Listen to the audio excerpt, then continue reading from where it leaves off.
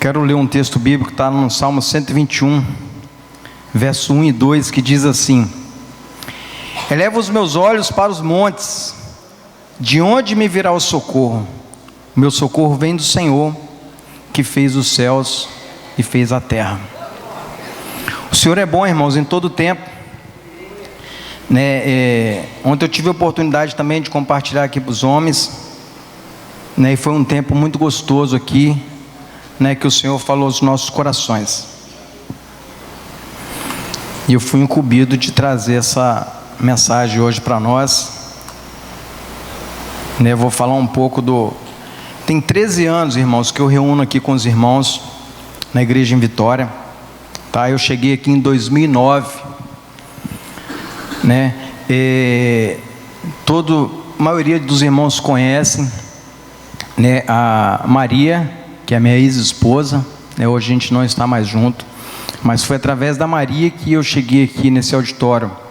O irmão Valtir, a Maria estava fora dos caminhos do Senhor quando eu conheci ela em 2005, e ela trabalhava no Atacado de São Paulo, mas ela falava que o irmão Valtir sempre ia lá visitar ela.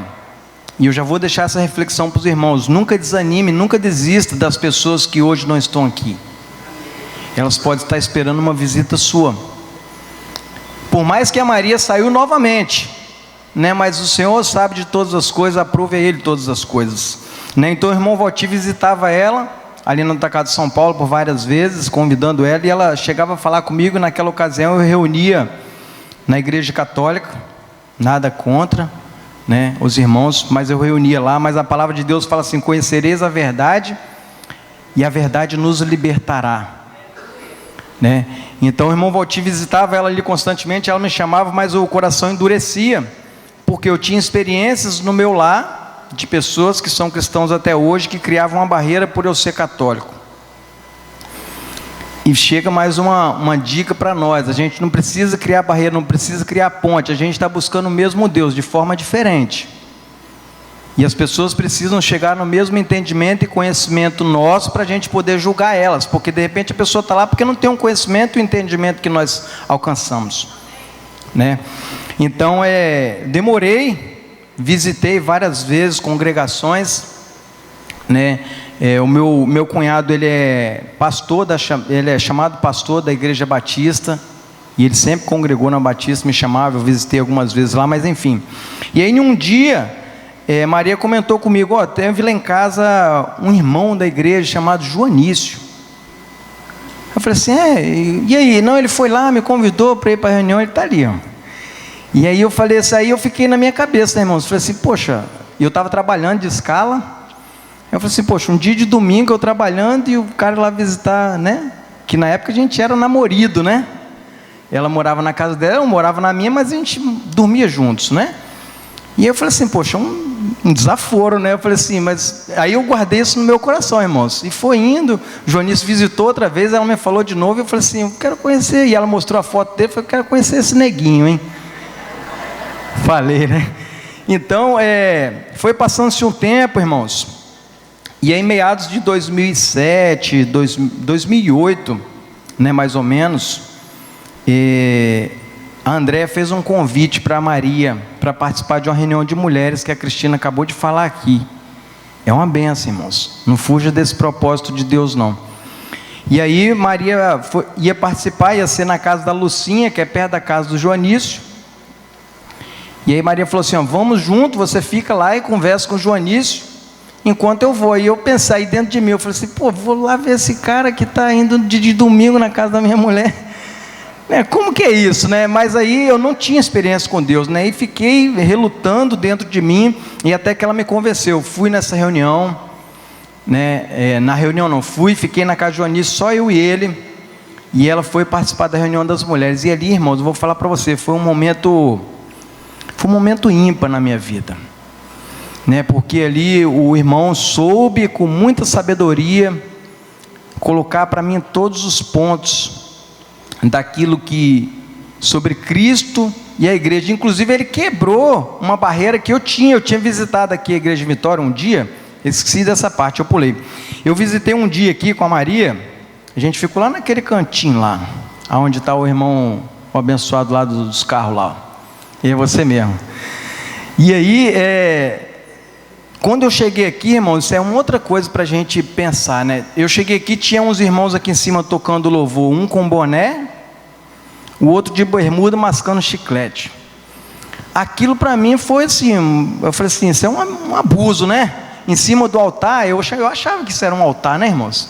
Eu achava que isso era um altar. E eu falei assim, isso é um abuso, né? O cara no altar do Senhor, ó, no altar do Senhor, mascando chiclete, de bermuda, de boné.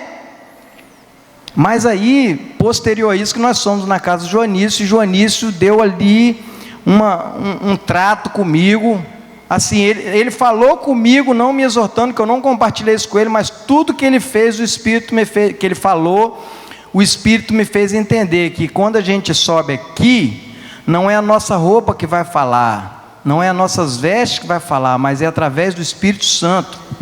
Porque o irmão está aqui na reunião de bermuda, ele não deixou de ser cristão por causa disso, porque vale é o que está dentro do coração, porque a palavra fala que Deus prescruta o que está dentro do nosso coração.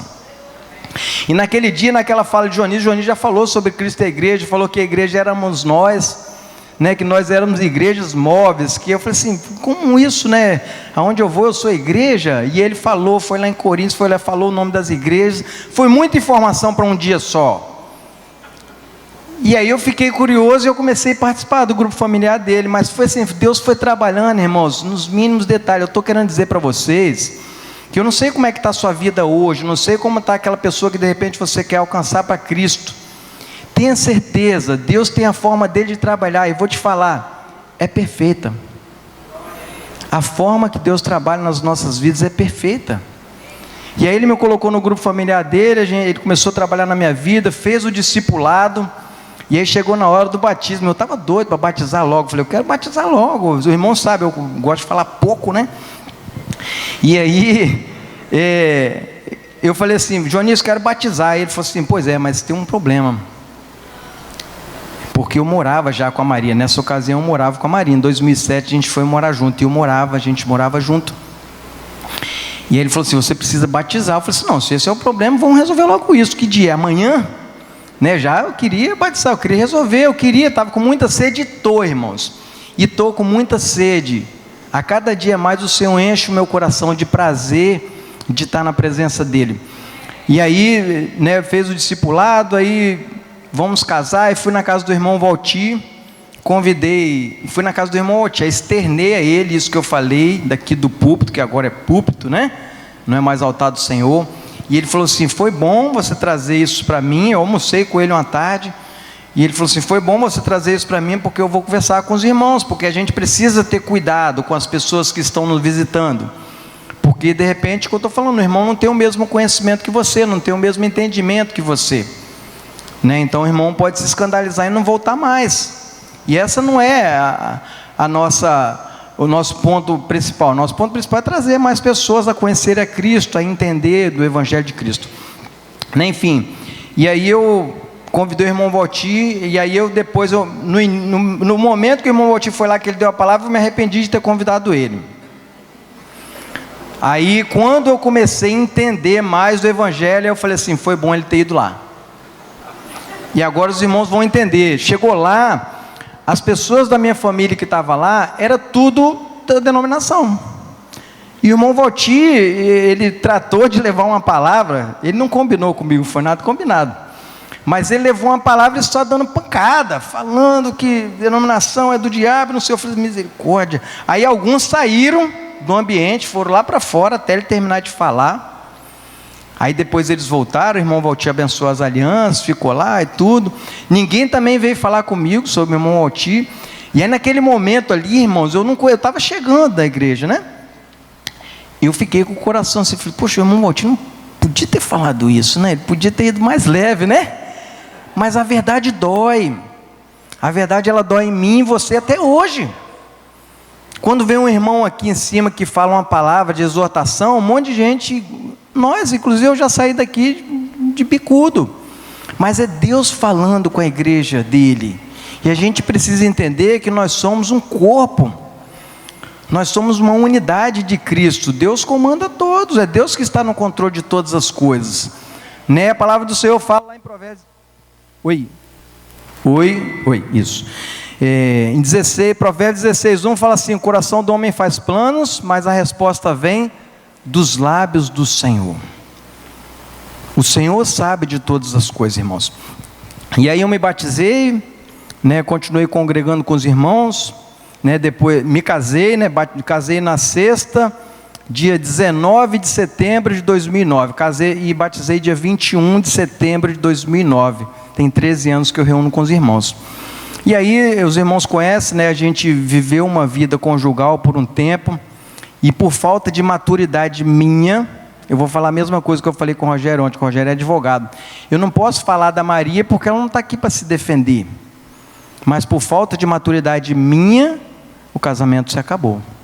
Os irmãos estiveram lá, o Denone esteve lá com o Júlio, o Norival almoçou conosco lá em casa, conversou muito com a gente, mas a gente não, não posso falar a gente, né?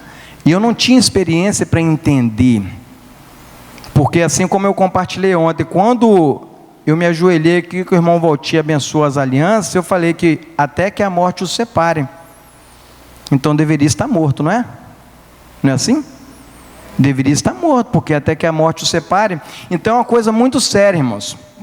A gente casar e não separar, a gente suportar as pessoas, a gente entender que para tudo Deus tem um propósito nas nossas vidas.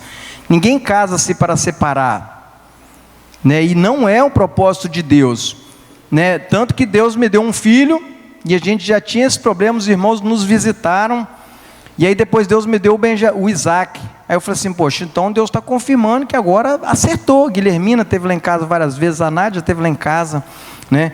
E aí eu falei assim, agora se acertou, né? O segundo filho, Deus está confirmando que é para a gente ficar. E não, irmãos, e aí as coisas foram ficando, e eu orei ao Senhor nessa época, eu já com um pouco de entendimento, orando ao Senhor, mas aí agora, ela não queria mais também. E aí eu orei ao Senhor e falei, Senhor, mas eu tinha um filho, né? E o Senhor permitiu agora eu ter outro filho, e agora o casamento se acaba. E mais tarde, a gente não vai entender as coisas que acontecem agora nas nossas vidas. Lá na frente eu fui entender que Deus não queria que eu separasse, mas Ele nos dá o livre-arbítrio para a gente tomar nossas decisões diárias. Você tem a decisão de acordar mais cedo e vir numa reunião dessa, mas você também pode tomar a decisão de ficar mais um pouco na cama. Você pode tomar a decisão de vir numa reunião abençoada que foi ontem, a comunhão dos homens, mas você pode tomar a decisão de ficar em casa também.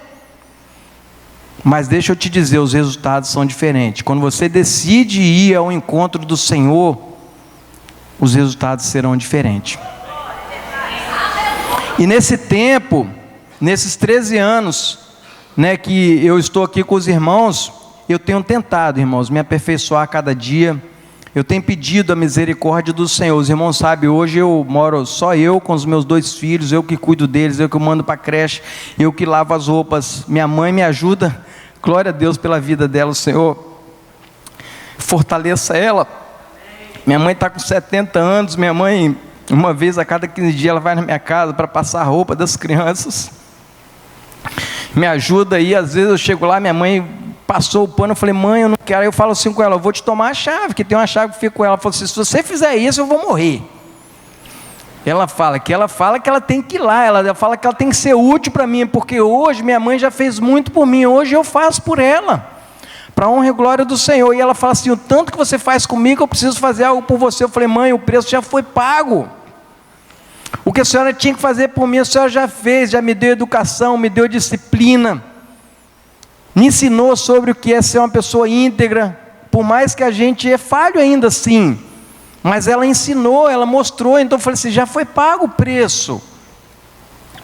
Mas ela insiste, então minha mãe tem contribuído. Então, irmão, nesses 13 anos que estou aqui com os irmãos, Deus tem falado muito ao meu coração, tem me dado experiências tremendas no grupo familiar, no trabalho, em casa com meus filhos. Eu externei ontem para os irmãos, nós tivemos uma reunião na casa do Carlos e da Josi, na semana retrasada, reunião de grupo familiar. E aí, eu demorei um pouco a chegar, eu cheguei um pouco tarde do serviço, mas quando eu cheguei lá na reunião, uns 20 minutos atrasado, e aí o Carlos falou assim: irmão, nós estávamos te esperando para começar. Aí eu falei assim: irmão, pelo amor de Deus, não faz isso não. Quem tinha que estar aqui, já está. Nunca mais espera eu chegar. Se eu não chegar e se eu não viesse, a reunião não ia acontecer, e precisa acontecer, porque não é eu que faço, é o Senhor que faz. Eu só sou um mensageiro, assim como eu estou sendo nessa manhã, um mensageiro, mas não sou eu que vou mudar a história da sua vida. Quem vai mudar é o Senhor, só Ele que tem poder para mudar, só Ele que tem poder para fazer. Então eu falei isso e meus filhos estavam juntos. Aí essa semana nós tivemos reunião na casa do Vini e da Luzia. E aí era uma quarta-feira, um feriado. E aí eu convidei alguns irmãos, inclusive que não reúne, né? A Luzia também cuidou de cuidar, a Marlúcia esteve lá, foi uma benção. Marlúcia é sempre uma benção, né? Eu cheguei, Marlúcia estava quietinha, eu falei: Marlúcia, tem alguma coisa errada com você não é assim. Você não é assim. Mas ela estava um pouco cansada, daqui a pouco ela foi se soltando, daqui a pouco tinha que falar: Marlúcia, para aí um pouquinho que... É uma benção, irmã, essa irmã é uma benção. É uma benção, tem muito de Deus dentro dela. E a gente precisa aproveitar isso. E aí o Joanísio demorou a chegar. Quando o Joanísio chegou, eu fiz uma brincadeira. Foi uma brincadeira mesmo. Eu falei assim: ô Joanísio, nós estávamos só esperando o pastor chegar para começar. Só que a reunião já tinha começado. Aí o Benjamin me chamou assim no canto e falou assim: pai, na semana passada você disse que não precisava esperar ninguém chegar para começar a reunião. E agora? Aí eu fui, ajoelhei perto dele e falei assim: filho, papai estava brincando com o irmão. Não era verdade, até porque ele não é pastor. Aí ele falou assim: ah, bom. Então, irmão, a gente precisa muito prestar atenção nessas coisas. As pessoas que são e as que também não são, elas estão à nossa volta o tempo todo observando as suas atitudes, o que você fala, o que você faz, como que você trata as pessoas quando não são. Estão sempre observando. Muitas vezes, né, de certo, né, e ter essa experiência, né, em casa com a família, de certo que eu quero nessa manhã te encorajar, irmão, te encorajar a não desistir dos seus sonhos, seu projeto, aquilo que Deus colocou no seu coração. O irmão falou aqui em cima, hoje até testificou das promessas que Deus tem para mim e para você. Nesses 13 anos eu conquistei coisas que eu não conquistei o resto da minha vida toda. Olha que interessante, que maravilhoso. E tem coisas também que eu já sonhei em conquistar e não conquistei. Aprove a Deus todas as coisas, né? O tempo é do Senhor, o nosso tempo é diferente do tempo do Senhor. Muitas vezes os nossos sonhos que o próprio Deus colocou em nossos corações, e compartilhamos com pessoas que não estão na mesma conexão, que não estão entendendo isso, né? O mesmo acontece quando você compartilha com uma pessoa que não é cristã, ela não vai entender. Em 1 Coríntios capítulo 2, verso 14, vai dizer assim: ora, o homem natural não compreende as coisas do Espírito, porque lhe parecem loucura, e não pode entendê-las, porque elas se discernem espiritualmente. O que é do Espírito é do Espírito, o que é carnal é carnal. Às vezes Deus está te dando um sonho, através de Espírito, através de um irmão que falou com você, e você compartilha com uma pessoa que não compartilha da mesma ideia, ele não vai entender. De repente você vai estar, como diz a palavra, jogando pérolas aos porcos. Por isso que eu estou falando com os irmãos, a gente tem que entender que as pessoas precisam estar na mesma conexão, a gente precisa entender quem está na mesma pegada, quem está na mesma direção do que nós, porque tem muitas pessoas caminhando contra, tem muitas pessoas às vezes que não estão nem caminhando contra, mas elas estão falando assim: o Ivomar pode até conseguir, mas ele não pode ser melhor do que eu. Tem pessoas assim, e está tudo bem, de repente ela não está no mesmo entendimento que você. José, quando foi vendido, né, para o Egito, através dos seus irmãos, os irmãos tiveram ciúmes, inveja, né, não sei como eu poderia abordar, por ele sonhar em um dia comandar a família, por ele sonhar em um dia ser chefe sobre a família. Então os irmãos falaram assim: quem é esse cara, né? E os irmãos trataram logo de dá um jeito em José. E aí venderam José, lá em Gênesis 37, eu não vou ler, fala que José teve um sonho que levaria vendido como prisioneiro, né, por ter compartilhado essa visão com os irmãos. Em Gênesis 39, José está servindo na casa de Potifar, que é homem de confiança de Faraó, e por não aceitar os encantos da mulher de Potifar, ele foi jogado na prisão. Perceba, e aí eu quero trazer uma atenção para nós, perceba que servir a Cristo requer abrir mão dos desejos para não sermos prisioneiros do mesmo. Às vezes nós temos desejos e sonhos que nos afastam de Deus, nós ficamos prisioneiros disso, tentando conquistar, tentando fazer, e esquecemos do que é mais importante, que é estar no centro da vontade do Senhor para as nossas vidas. É difícil nesses 3 anos, vocês pensam que eu não pensei em desistir algumas vezes? Quando meu casamento acabou, eu pensei em desistir. Eu achei que não teria mais jeito, eu falei assim, acabou, agora como vai ser? Inicialmente a Maria tinha levado as crianças, e depois, para a honra e glória do Senhor, eu consegui a guarda das crianças, não foi forçado, a gente negociou, ela concordou, né? Eu só fiz isso tudo no cartório certinho, tem a assinatura do juiz, está tudo legalizado. Ela só não me dá a pensão, mas não tem problema, não tem faltado também, irmãos, Deus tem suprido, e vou falar para vocês, tem transbordado, para a honra e glória do Senhor, tem transbordado. Quando eu era casado, faltava. Não estou dizendo que casar é ruim, não estou querendo dizer para os irmãos que casar é ruim, mas precisa ter uma concordância, precisa estar na mesma direção, na mesma disposição mental, no mesmo pensamento. Casar é bom, é maravilhoso inclusive.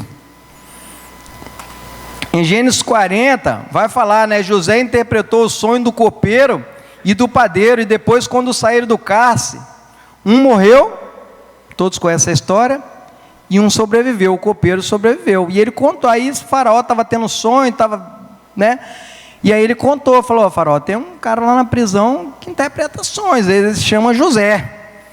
E aí em Gênesis 41, que foi quando Faraó teve o sonho, ele manda chamar José. José interpreta aquele sonho, ele fala assim, vai ser 7 anos de fartura e 7 anos de seca, e vai ser assim, assim, assim. E o Faraó falou assim, esse cara faz sentido o que ele está falando, colocou ele como governador, né? O que se sabe é que de toda a trajetória de José, desde que foi vendido até se tornar governador, isso demorou 13 anos, o irmão falou aqui de promessa. De repente você tem a sua promessa, você vê que ontem um irmão orou por você, falou que você vai receber uma promessa, você já quer receber amanhã, e não é. É no tempo de Deus. José demorou 13 anos para receber a promessa dele. Em Josué 14 vai contar a história de Calebe. Quando os irmãos, aí, o grupo lá de Calebe visitou, quando o Senhor mandou espiar a terra, eles voltaram e falaram, eram muitos, né? Eles voltaram e falaram assim, ó, a terra parece ser boa, mas tem soldados fortes, eles têm muitos armamentos e não dá para nós não. E aí o Senhor levanta Calebe e Josué e manda espiar a terra, e vai Calebe e Josué.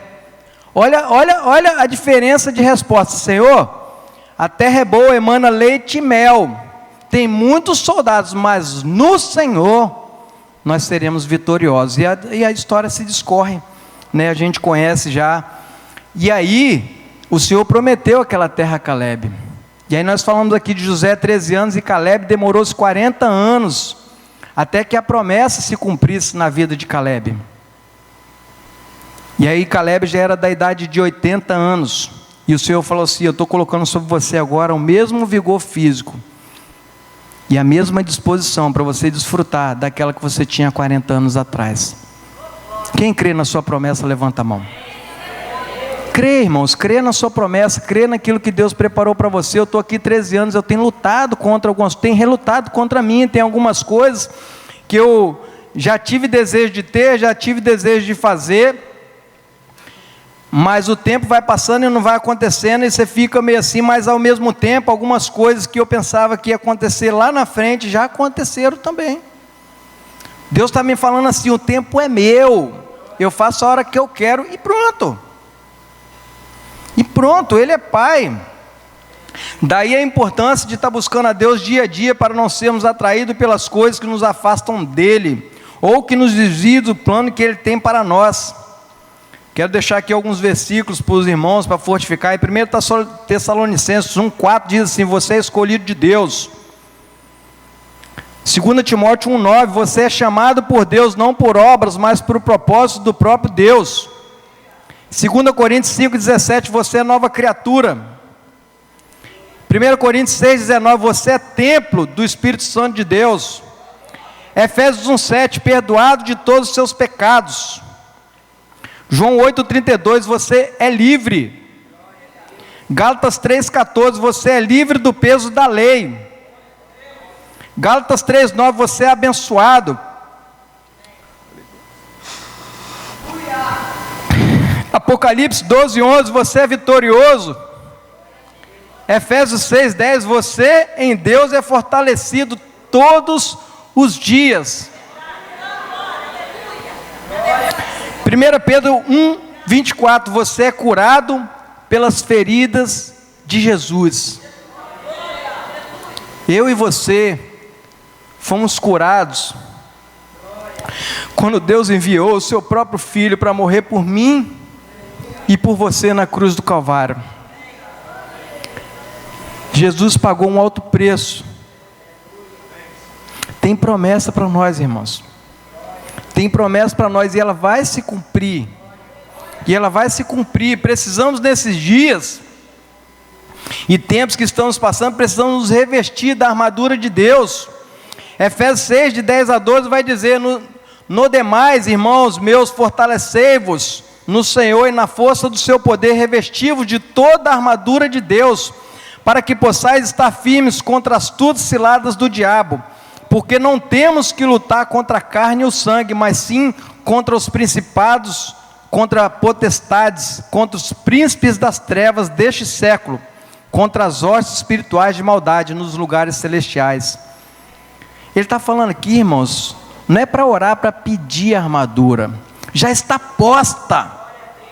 Ele está falando assim: revesti-vos da armadura de Deus, revesti-vos, tomai o capacete da salvação, a espada, a couraça da justiça. Ele está falando para nós nos revestir, não é para orar para vir a armadura, já está disponível para mim e para você.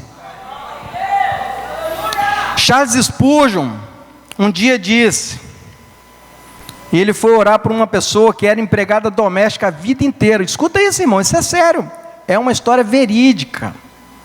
Ela estava em estado terminal. Ele estava terminando de orar e pegou o quadro que estava ao lado da cama dela. E ele leu o quadro, estava do lado da cama dela, e ele perguntou: por que você está vivendo essa vida desse jeito? E ela disse: foi o que a vida me deu.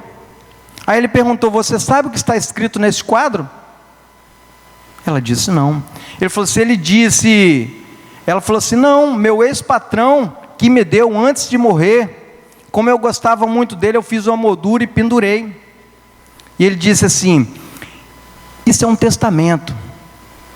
Ele está te dando terras, fazendas, todos os bens, porque ele não tinha parente. Minutos depois ela morreu. O que nos traz a reflexão com isso? A Bíblia tem mais de 33 mil versículos e 8 mil promessas para mim e para você. E por que a gente tem reclamado que não tem promessa? Por que a gente às vezes tem murmurado? Eu estou falando para mim também, que as promessas não acontecem.